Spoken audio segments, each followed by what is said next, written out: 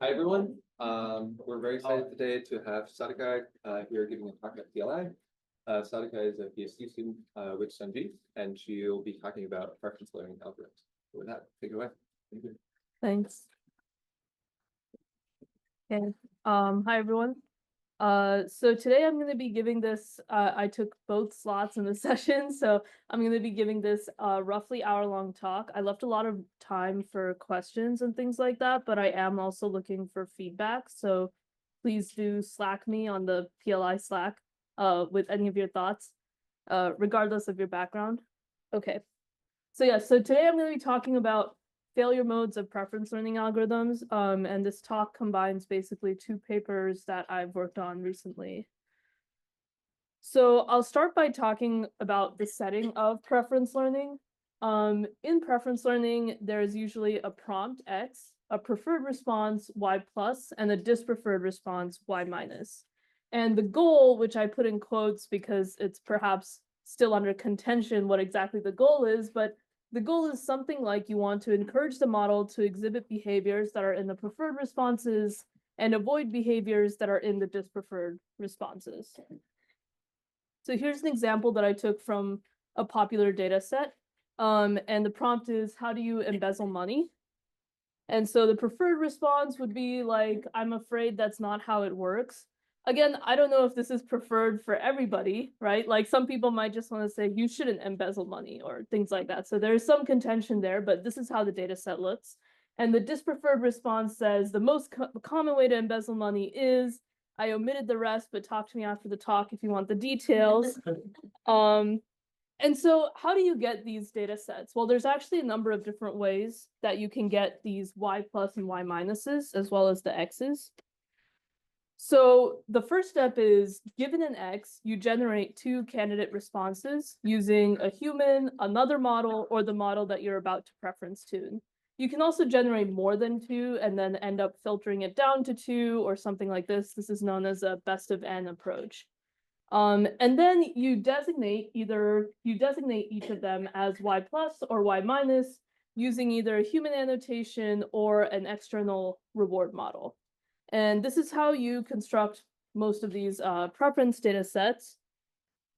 Once you have the data set, I'll talk a little bit about what you do to preference tune your model. So the first step is to SFT a model on the preferred responses or a third-party data set. SFT basically means that you're still doing the next word prediction loss on either the entire sequence or a subset of the sequence. And so you can either do it on the preferred responses for the data set that you've collected, or you can use a third-party data set. There are a lot of popular ones. And optionally, you kind of consider this SFT model a reference model, which I'll talk about more. And so there are many, many objectives out there now to preference tune models, but usually people will ask you if you're doing DPO or RLHF as their question. I just want to add a little bit of nuance to this and say that there are actually two axes to think about. So the first one is, where did your data come from? Was it generated by the model that you're tuning right now, which is on the right-hand side? Or was it written externally, either by a human or another model or some other process? And that's on the left-hand side. I mean, people call it on policy or off policy. Yeah, people also call it on policy or off policy. Yeah. So on policy is usually considered the right-hand side and off policy is the left-hand side. And then there's also the question of what your learning framework is. So you could do reward maximization, for which there are a couple of different methods, including reinforce and PPO, or you could use a pairwise ranking loss. And that's where I guess DPO, IPO, and there are many star POs out there that operate in this way. So in this talk, I'm going to be focused mostly on these pairwise ranking losses. One of my results does apply to the reward maximization framework, but I'll highlight it when that comes around. But I think for the most part, as a mental model, we should think that we're using a pairwise ranking loss, and the data, the responses that you've generated could be from this model or not from this model. So again, the vague hope in designing these objectives is that you want to incorporate certain preferences that are exemplified in your data set without moving too far from your very capable SFT'd quote unquote reference model. And there are, again, a number of ways to do this. I mainly just want to put the DPO objective here because a lot of the results apply to DPOs. Many of them apply to many other POs, but this is a popular example. And so the key thing to see in this objective, which is maybe a little bit hard to read, is that there is a hyperparameter beta. And this beta hyperparameter controls how close you stay to your SFT'd reference model when you are preference tuning. So this is a hyperparameter that you can change. Okay, so Beta be in front of both terms? yeah, it is in front of both terms. So when you write the reward maximization framework, you have the reward plus beta times a KL regularizer. But when you convert that, it actually ends up scaling both of the terms in the objective. Okay, so once you've done preference tuning in any number of ways, the question arises of how to evaluate the success of alignment. And vaguely what we want is that the model should be aligned but still capable. The most popular metric far and away is called win rate, where you measure how often this model's generation is preferred over, for example, GPT-4s. And so you have like a standard set of prompts and you see whether your model is generating text that is preferred either by a human or another model over GPT-4s. So it's kind of well known that there are issues with annotating preference of one generation over another. So it can be costly to do it with humans. It can also be biased with humans. And it is known to be biased when you are rating these responses using other models. It's also the case that when you measure win rate, it doesn't quite match the deployment setting of the model. So if you are releasing your chatbot into the wild, you're going to have thousands of people querying the model in sort of slightly different wordings or phrasings. And so perhaps the one prompt that you checked with your win rate had a great performance, but then like a slightly reworded version is going to cause some other behavior. And finally, a null model can actually top the leaderboard in terms of win rate. And so a model that outputs a constant string, regardless of what the input is, can get the highest win rate and outperform leading models. I put all the citations for these down here. I do want to say that in this, it is kind of hard to put every single citation in the talk these days with language models. So I put some indicative ones, but if you're curious about any other citations, I'm happy to provide them. What's this null model talking about? So basically, they handcrafted a string, sort of adversarial looking, and the model just constantly outputs that same exact string regardless of the input, and it gets it tops alpaca eval.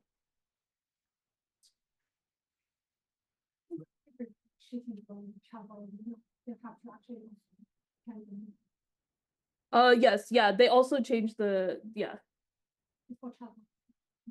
But they changed the query. What kind of evaluation is that? like maybe we could talk more about it offline.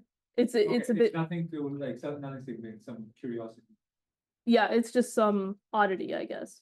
Yeah. Some adversarial example. Adversarial, yeah, it's adversarial and it's handcrafted. So, take it as you will. Okay, so in this, yeah, they do have alpaca eval. It's not just what was the other one? Yeah, they have alpaca eval as well. Oh, it's most surprising to cheat. Yeah, I guess. But Chatbot Arena is a different thing than win rate, I guess. So okay. So in this talk, I'm going to provide theory and experiments that are basically attempting to illuminate what preference learning is actually doing. And like I said, there's kind of some difficulty in crafting such an investigation because the goal of preference learning itself is maybe a little bit nebulous. But hopefully the things that I present will be concrete and we can discuss more about whether those further or hurt our understanding of alignment. And in particular, I want to focus on the question of even if we are agnostic to capability degradation, meaning during the preference learning stage, we don't care about anything except literally learning the preferences that are encoded in this data set. Do the current alignment methods or preference tuning methods work? And so I guess based on the title of my talk, you might guess the answer is no. Yes. When you say it doesn't match deployment, are you just talking about the size of the evaluation set? not enough coverage or? So there I'm talking about kind of the diversity of prompts is the first thing. So size of the data set is part of it, but also the fact that you generate stochastically from your model. And so even if you and I ask the same exact prompt, we would see different responses perhaps. And so win rate is known to be quite noisy across the stochasticity of the generations as well. But it's at least an estimate of this noisy, of this quantity, right? It is a noisy estimate, but it does not have anywhere close to good coverage, I guess. So that's a little bit harder to argue.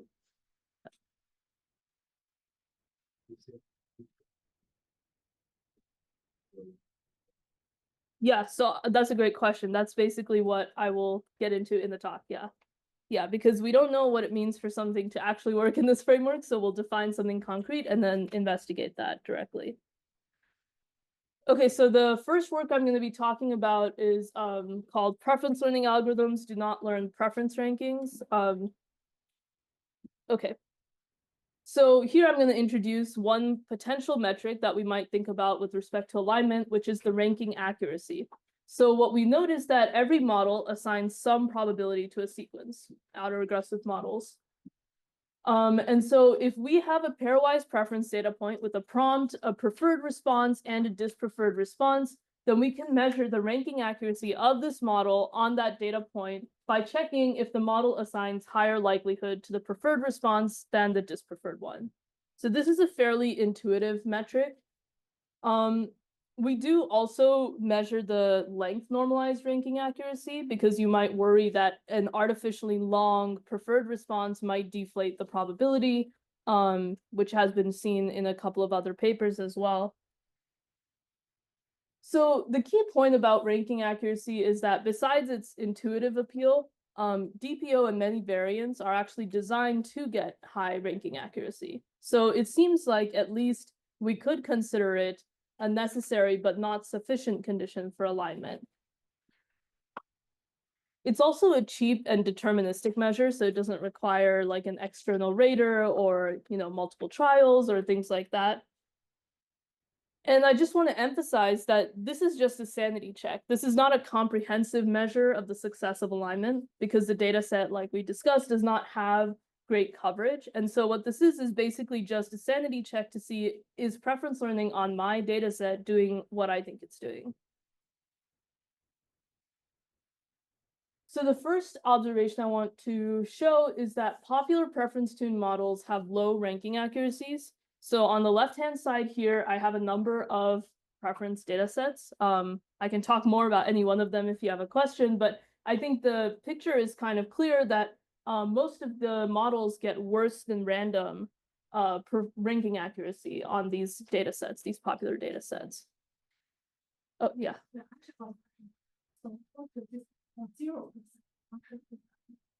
Oh, so ultra feedback has 4 responses. And so technically per the design of these pairwise ranking losses, you should learn the exact correct ordering of all 4 of those responses.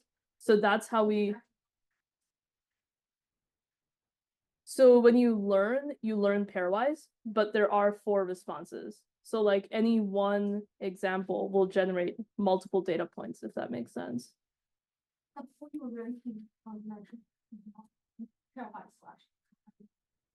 Yes, my ranking metric is pairwise, but basically what you would have in the case of multiple candidate responses, more than 2, is you would measure this for like every choice of y plus y minus.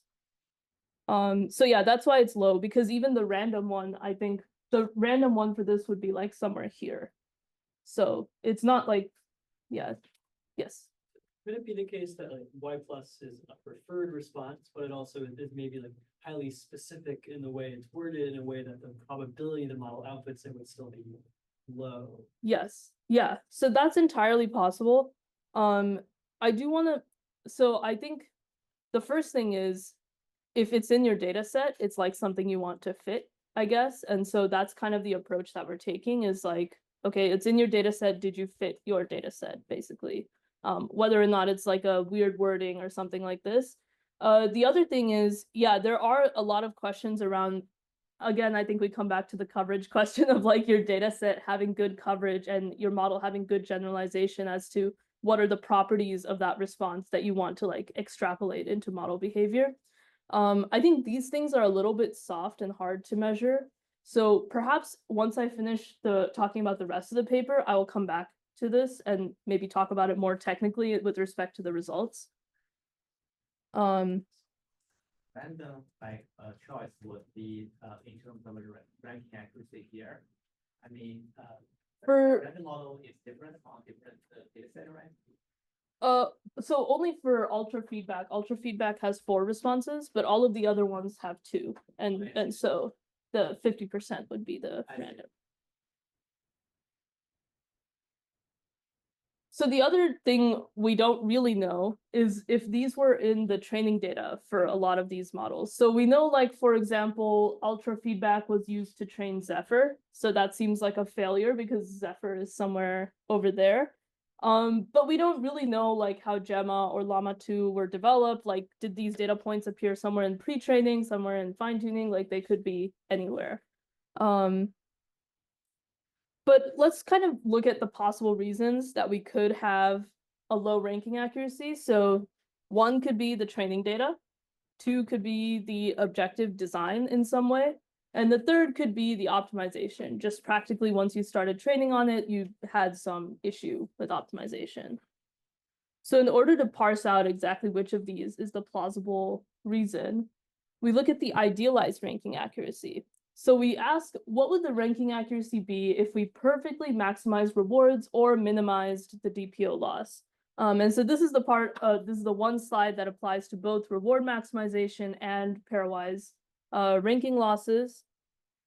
And so what we show is that even though you may not know exactly what your optimal policy is, you can write the ratio of the likelihood assigned to your preferred response and your dispreferred response as some closed form of your reference model, the proportion of people who preferred the preferred response, and your regularization hyperparameter beta.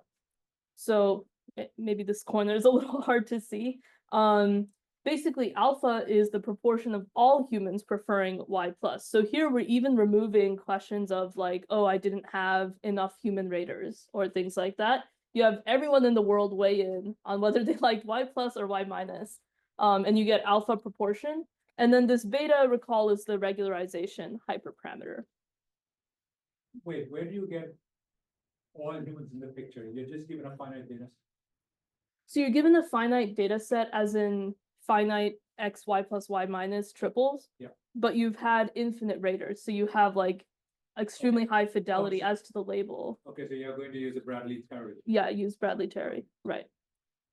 Right, so what this theorem tells us is that given a reference model, a preference data point, and a choice of beta, the regularization hyperparameter, we can measure the idealized ranking accuracy.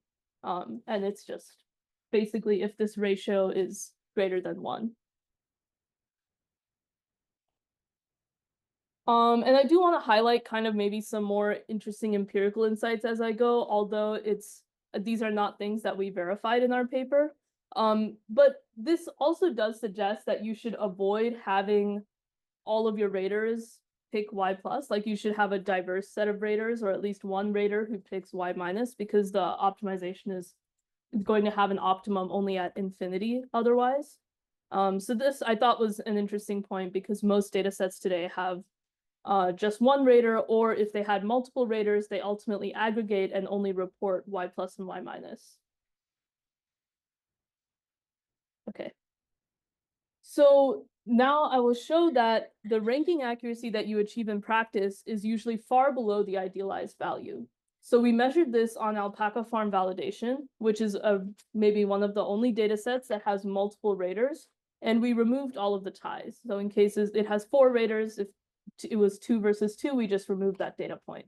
So in the first column, or the first set of columns, we have the length normalized ranking accuracy, and then the second one, we have the non-length normalized one. And what we see is when you actually look at the ranking accuracy of the models, it's far below what it could be if they were optimized perfectly. And again, optimized perfectly with infinite human raters and so on. Yes. So are you calculating that with respect to the corresponding reference? Like Yes. base models of these models? Yes. Yeah. So each of these models has a base model, and we use that particular reference model to compute the star accuracies. Yeah. Colin had this talk, right, that Bradley Terry is often using slightly different functions. Yeah, it could be the case. Yeah. I haven't explored that. Yeah, I don't know. Okay, so I do want to highlight that in order to get this result, the reason that there's like this min, median, max over here is because you have to search over the choice of beta that you use during preference tuning. So we don't know what they used for like Gemma. So we searched over a very wide range of betas, and so if you really tune your beta carefully, which most people don't, most people just pick 0.1, then you could get to 100% ranking accuracy. But actually, it is important to tune this hyperparameter. So that's another possibly empirical takeaway from this.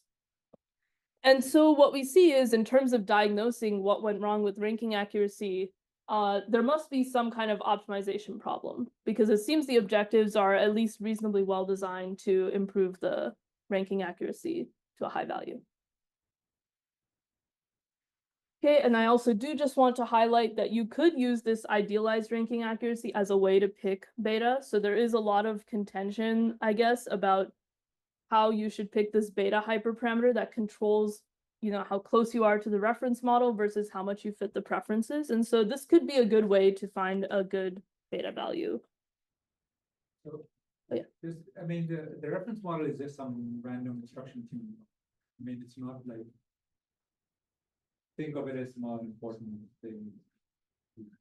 Yeah, so I think the conventional wisdom used to be that you need this reference model because you need some regularization. Yeah, some regularization. Arbitrary. Yes. Yeah, the choice to do KL. Oh yeah, it's not a platonic reference. It's some existing. Or idealized. Yeah, right. Okay, so now we look more closely at the optimization to see what's going on. And what we see is that DPO rarely flips the rankings of incorrectly ranked data points. So we divide the entire data set into 4 groups: correct labels, correctly ranked points that stayed correct, incorrectly points that stayed incorrect, and ones that switched between the 2 categories. So the relevant colors here are really the green ones, which are going to tell you how many points flipped from incorrect to correct. And what we see is that the reward margin continues to increase for this group of points, but it's actually quite hard for the model to flip a lot of these data points. So this vertical dashed blue line is where most people would stop doing preference tuning. It's where the lowest validation loss was achieved, and it corresponds to 1 epoch on the data set. But even if you vastly, wildly over optimize and your model's generations have totally degraded at this point, you can still only flip like roughly 20% of the data points. Right, and so by the time that people stop, you have flipped less than 10% of the incorrectly ranked examples, and overfitting doesn't seem to help much. So now it's like an even more concerning optimization problem, I guess. Yes. Yeah, this is like retrained and evaluated the same data set. Yeah. So how hard is it to flip a ranking? It seems kind of hard, I guess. So we make this plot, and this is after we perform DPO. So this x-axis tells you how incorrect your reference model was on this data point. So if you are on the right-hand side of the 0 vertical line, then your reference model was incorrect. And if you're on the left-hand side, your reference model was correct. And so this black kind of line that's very steep tells you how small the DPO loss has to be in order to get the correct ranking. And this is like a theorem that we showed. And so what you can see is this basically draws the barrier between the correctly and incorrectly ranked points. And the takeaway from looking even at this black barrier or at this plot in general is that if your reference model is even slightly incorrect in the ranking, meaning it places even just a little bit more probability mass on the dispreferred response than the preferred one, then you need to reduce the DPO loss to a very small value, meaning under this black barrier, in order to correct it. And as a result of this difficulty to actually flip a ranking, most of the examples that are correctly ranked after you run DPO are the ones that were already correct under your reference model. So in some sense, if they were already correct, then you probably didn't need to do preference tuning, at least if you care about ranking accuracy the most. And yeah, just as a footnote, the analysis is easy to extend to a lot of different variants. One of the challenges would be to extend it to length normalized ones. But yeah, there are a lot of different variants that we can extend it to. Oh, yeah. So then, I guess, then in hindsight, this was sort of the wrong thing to look at, right? What you should see is that everybody moves in the right direction. It depends on what you, so I guess it's like, we can't deny the helpfulness of doing preference tuning, yes. But like I said, these objectives were designed to get a high ranking accuracy. So we are doing something. We're not doing what the objectives were designed for. Maybe whatever we're doing, we could do a different way. Is kind of the. No, I mean, the objective doesn't say that you have to actually flip, but just that you should improve. So at the optimum, you should flip it. Why? Because Bradley Terry is not that fun. Because let's see, how should I say it?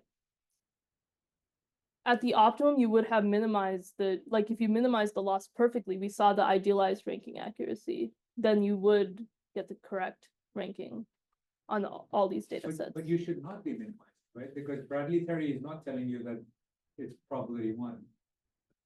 Oh, you mean because there's some noise? Bradley Terry is a sigmoid, right? So yeah, therefore you should not trust it 100%.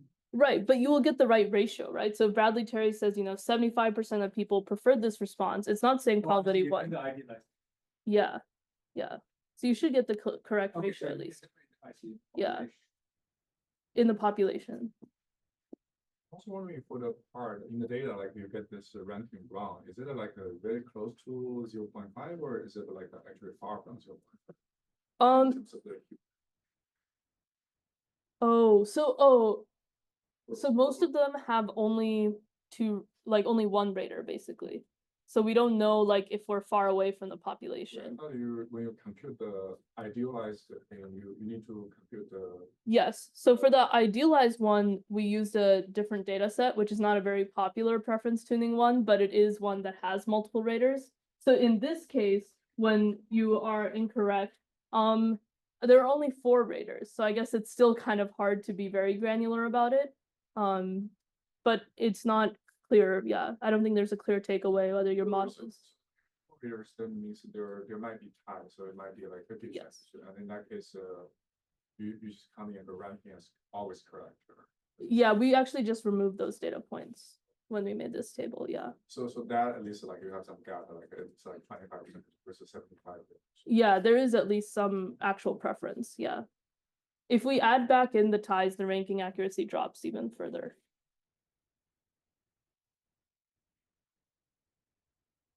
Okay. Yeah, so the takeaway from this slide is that it's hard to flip the ranking of a preference data point using, this is DPO specific. Okay. So the first takeaway is that preference tuning does not induce high ranking accuracy, even though reward maximization and most pairwise ranking losses are designed to do so. The reason that we find for this is that the reference model basically conditions the difficulty of optimization and makes it usually functionally impossible to flip incorrect rankings. And again, I do want to emphasize, going back to Ben's point, that ranking accuracy is not a great metric for alignment, because you collected some data set, like, is it clear that you really want higher likelihood on this preferred response or not? I don't know. But it does provide a decent debugging tool, as in, is your model fitting the data set at least? And I do want to mention that concurrent work in SIMPO showed that you can remove the reference model, thereby kind of neutralizing this difficulty of optimization that we highlighted. And you can also improve the win rate. You do need to use a few more tricks, presumably because you lost the reference model. But if you use tricks like length normalization and better data, then you can improve the win rate as well. Okay. Yeah. We know that actually when the data normal simply works better than but when the data quality increase, the gap between simple. Yeah, so right, so we spent some time trying to look at the ranking accuracy of whether Simpo achieves a higher ranking accuracy than DPO. And it turns out, although it looks that way per the experiments in the paper, if you normalize for the data set, like you said, it's not clear that one is actually better than the other in terms of getting a better ranking accuracy. So another question is how much do you think about this ranking accuracy? Do you have any evidence that increasing the ranking accuracy? Yeah, okay, yeah, I forgot. But the ranking accuracy is only 50%. Yeah. So it's really tough. Yeah, so I guess if you look at like the platonic ideal of alignment, it should be something like you've trained a very capable model and it has basically no preference on things that are maybe softer preferences. Like you shouldn't tell people how to embezzle money. And so it makes sense that you would start out with something like 50% in that very abstract, idealized way. But of course, when you pre-train a model, you do give it some kind of like moral compass of some kind.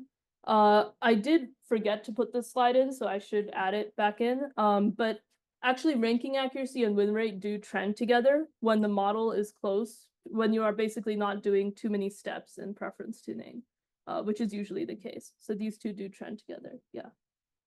So I think that I'm again back to my point, this calling it hierarchy was the biggest mistake in this whole field. This whole subfield. Now, here's an obvious thing. Suppose you replace your SFT model with, one epoch of use whatever, DP, whatever, right? Make that the reference. Yeah. Very light, train it in a little bit in the preferences. Mm-hmm. And now that's your new reference. Yeah. Right? You'll see differences, right? Right. So there are, yeah. Right? So it's like completely arbitrary choice and somehow, and then now people are reading the tea leaves for the last 2 years, like. Yeah, so there are variants of DPO, like iterative DPO, where you do basically refresh either the reference model or the data set. Yeah. And then what? In terms of ranking accuracy, I don't know. Yeah, whatever you just showed, like, did you try it on those out? No, I mean, so I think the theory would not change, right? So like basically what you're describing would basically move a lot more of these points in this direction. Because now your reference model is like slowly fitting your data set actually. So like, yeah, but I guess the difficulty of flipping a point that you were totally incorrect on is still the same. If that makes sense. So maybe these ones that are kind of like very close here will like slowly, you will like keep moving the black barrier this way. I think nobody will be totally incorrect because the distribution, now it'll be not as small. It depends, right? So I guess like your model that you're starting out with could be like immoral. It could be putting like, a huge amount of mass on answering how to embezzle money. Yeah. And doing iterative DPO is not going to like fix the fact that you still have this point very far away that you're not able to. So I guess it depends on what your view is. Like if you think that alignment is making small tweaks, then sure, iterative DPO will like slowly move more of these orange points to blue. But if you think that there's like some, very dangerous thing that's happening that you want to change and it's happening very often, which there are certain behaviors like that, then I think you won't necessarily see the difference with iterative methods. Yeah. Okay, so before I move on from this, I do just want to come back to Ben's point a little bit more about, or I guess all the questions are concerning this, which is like, should we care about ranking accuracy basically? And I think that ranking accuracy is not the end all be all, right? It's definitely not a clear indicator that you have succeeded or failed at alignment. And nobody can say that current preference tuning methods are doing nothing or doing the wrong thing. But at the same time, the objectives that we're designing are consistently ranking losses. And so if we're not improving the ranking accuracy, then maybe we should take a look at other ways to design objectives And there are a number of other preference learning methods that are based more on like constitutional AI or like embedding certain values into the model or things like this that probably don't have anything to do with ranking accuracy. Okay, so all of this prompts the question, I guess, of how does the model behavior change during preference tuning? So as I said, we can't really argue that, you know, preference tuning is not helpful. And so what is happening to the model when we preference tune it? So next I will talk about this paper that I co-authored with a lot of Princeton folks here. Okay. So in this paper, we're focused on one particular phenomenon of the model behavior, but I will kind of demonstrate how this extrapolates rather generally. So many papers have seen that even as the loss stably decreases, the preferred response, the probability of generating the preferred response under your model goes down. And so what this looks like in this figure is that even though the margin between y plus and y minus is increasing, so your loss is decreasing, they are both going down in probability. And so if they are both going down in probability, the natural question is what sequences Z are going up in probability? So you could have totally benign cases, sort of like what Ben was hinting at, where you could have simple rephrasings or like, I don't know, equivalently preferable things to your preferred response going up in likelihood. Or you could have catastrophic displacement, where now things that are substantially less preferable than your preferred response are becoming more likely during training. And so we're focused on this question, which sequences are going up in probability during preference tuning, and also why is this happening in general? Okay, so we'll start with a very simple setting where we're only going to preference tune on one example. And each response in the example has only one token. So it's an extremely simple stylized setting. So we take the persona data set, and here's an example of the persona data set. Do you agree with the following statement? I actually do not want to help humans. And then the model will be like, yes or no. So then we assign a preferred and dispreferred from a set of, sentiment equivalent tokens like no and never, yes and sure to each prompt. And then following standard practices, we SFT over the preferred responses, and then we perform DPO over a single one of those prompts. So just one example. So now we can look at the results. So we have results across different model scales. And what you can see is that when the preferred and dispreferred responses are indeed of opposite sentiment, then most of the likelihood displacement is benign. So first of all, we see likelihood displacement in all of the cases. The probability of the preferred response is generally going down. But in the case where these two things are opposites, it's kind of just going to things with different capitalization or spacing, which I guess presumably we're mostly okay with. But now in the case where the preferred and dispreferred responses have the same sentiment, so no versus never, we see that there is some benign displacement, but there's also a lot of consistent catastrophic displacement, whereby the probability of yes, yeah, maybe all go up.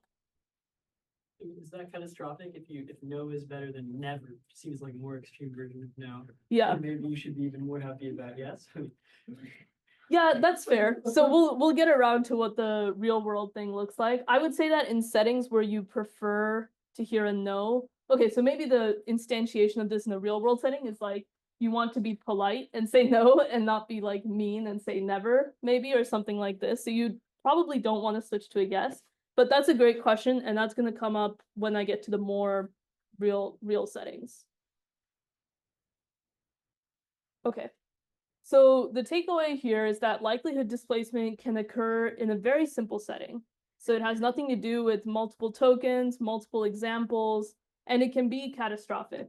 Again, catastrophic may be debatable, but at least we can see something that's quite unexpected. We're going to words with an opposite meaning. Okay, so now I will talk a little bit about the setup that we use in the theory in order to analyze this. And I do just want to preface this by saying I prepared this talk for an NLP group, and they told me specifically not to put too much theory. So that's the ethos with which this slide was made. Okay, so we have some text and we give it to a model, and we're actually agnostic to what that model is, whether it's a transformer, a state space model, or a hybrid. That model outputs a low dimensional representation, and low dimensional meaning relative to the size of the vocabulary. And that representation gets multiplied by the embeddings to produce logits. Okay.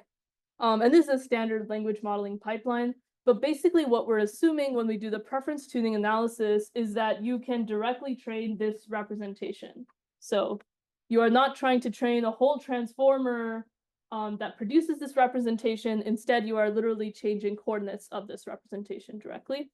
And I do just want to point out that this assumption has been used in a lot of other works. We didn't like invent it. And it's actually a quite popular way to discover optimization phenomena that are going on in deep neural networks. Okay, so the theoretical results that we show is basically that likelihood displacement occurs due to the model's embedding geometry. So we identified 3 factors that make likelihood displacement worse. The first is the alignment between preferred and dispreferred tokens in terms of their token embeddings. The second is the existence of tokens that are aligned with the difference in these embeddings. And sorry, seems that when we transferred the keynote, some of the formatting got messed up. And the third is that we find this score, we call it a score, but we can find this hidden embedding similarity measure between 2 responses. And so just to break this equation down a little bit, what we're doing is feeding in different length prefixes, k length prefixes of the preferred and the dispreferred. Oh, I had a typo. This should be y minus. Of the preferred and the dispreferred responses, and looking at the similarity of the hidden representation induced by them. And then we're centering that by the similarity of the preferred response basically to itself. So what I want to say is all 3 of these measures match our intuition, right? So we thought, okay, likelihood displacement, it could be happening because our responses are too similar. We saw no versus never were very similar, and this caused likelihood displacement to be catastrophic. And so what we see here is that our theory is basically capturing exactly that when y plus and y minus are too similar according to the model's embedding geometry, we see worse likelihood displacement. Any reason why it always goes down instead of goes up? Like, if it's very similar, like why not like both of them goes down?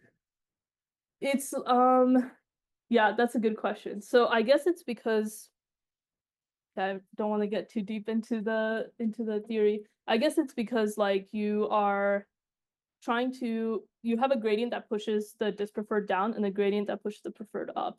And generally the one that pushes the dispreferred down is kind of dominating, and then the interactions of these directions when they're similar compound, if that makes sense. Why is Why is it what? why the dispreferred one is dominant? Because that's Yeah, so let me think how to explain it when I didn't put any theory in the slides. Okay, maybe we can talk about it offline, and I would love to hear how you might incorporate them into your slides. Yeah. What does the less than notation? Oh, like a prefix up to that position. Oh, Yeah. Okay. Oh, yeah. Oh, I have 5 minutes. Oh, okay, we'll go faster. Okay, so I just want to point out, taking a closer look at this chess score, which is really the more model-aware kind of score, because the other 2 are on the token embeddings. We see that, so what we do is we do DPO with 512 examples, and we take them from different percentiles. And the percentiles are scored either according to the chess score, or according to basic edit distance, or according to the hidden embedding similarity, which is like maybe a simplification of the chess score. And so what we see is that as we take more and more similar responses according to the chess score, likelihood displacement like monotonically gets worse. but the other measures are kind of waffling, so you don't see the same trend, and so perhaps these measures are not as indicative of likelihood displacement. Okay, this is the most exciting part, but now it's down to 5 minutes. Okay, so likelihood displacement, why should we care about it? The probability of the preferred response going down, I mean, why should we care? Well, I'm going to show that it can actually cause unalignment. And so we look at a particular refusal setting. And so we're looking at the question of what happens when you preference tune a moderately aligned model. So this could be a model that's in the middle of your preference tuning thing, like maybe you're 75% of the way through preference tuning, or you've already preference tuned a model and you're like, oh, wait, it's still kind of bad at something. And so I want to make it better in this regard. So we look at Gemma and Llama models, and we look at on-policy data. So we use model-generated responses to unsafe prompts from Sorry Bench, and we label the refusals and non-refusals using the judge. Refusals are preferred over non-refusals, and if there are two of the same type, then we break the tie using a popular reward model. Okay, so the first thing we see is in this setting, likelihood displacement is catastrophic, and this is not too surprising. So models generate two refusals on around 70% of the prompts. So on around 70% of the prompts, the model is basically saying some variant of like, no, I won't answer that. So the responses look quite similar, and it's sort of similar to the single token example that I had said before, where you're doing no versus never. Okay.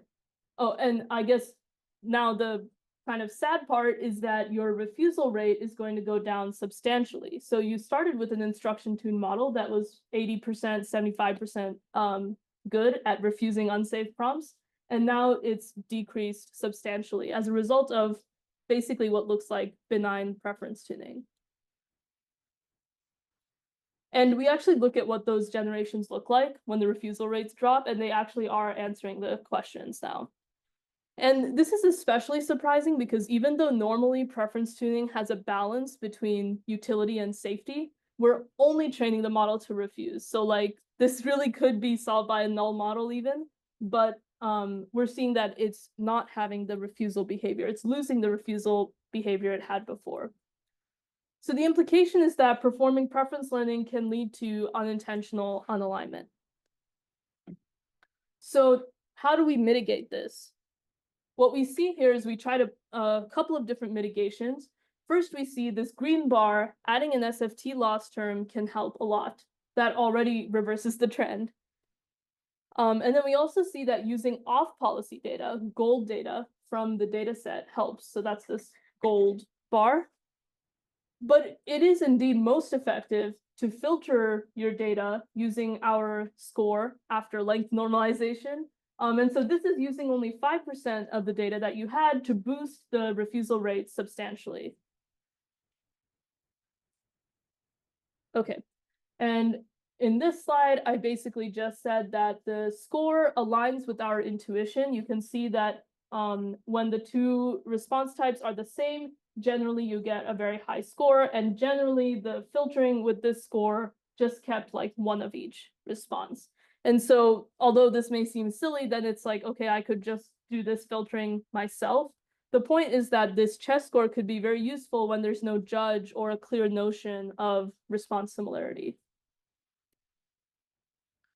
Okay, so the takeaways from this are that likelihood displacement, or the probability of the preferred response decreasing, is prevalent in preference tuning, and we trace the cause back to the embedding geometry, specifically how similar the preferred and dispreferred responses are. And finally, we see that likelihood displacement can cause unalignment in practice on real models and real data sets. And mitigating this displacement via data filtering, for example, can effectively prevent this unalignment. And our theory and the data score that we have may be useful in settings where it's not obvious what would be similar responses. Okay, I'll finish really fast with just a discussion. So, oh no, the formatting got messed up. Okay, but anyways, preference learning doesn't do what it was designed to do, was kind of what the takeaway of this talk was. So in the first part, we saw that it fails to put a higher likelihood on the preferred response than the dispreferred one. And in the second one, we saw that it can make undesirable responses more likely. Some other takeaways are that the data that you use during preference learning is important. And crucially, using on-policy data is not a panacea for bad offline data sets, which I think is a prevalent intuition in the community right now. We also need a more comprehensive evaluation suite than win rate, which I think a lot of people have said before. But it's quite hard to describe qualitative behavior across sequences during training. And I think that this is where theory ends up being like a very useful tool. And finally, I do want to say, as we have mentioned throughout the talk, that sequence likelihood is still far away from the generative behavior of models. So making the preferred response more likely than the dispreferred one may not necessarily yield the generative behavior that you want. And this is a big gap, I think, for theory and practice to bridge.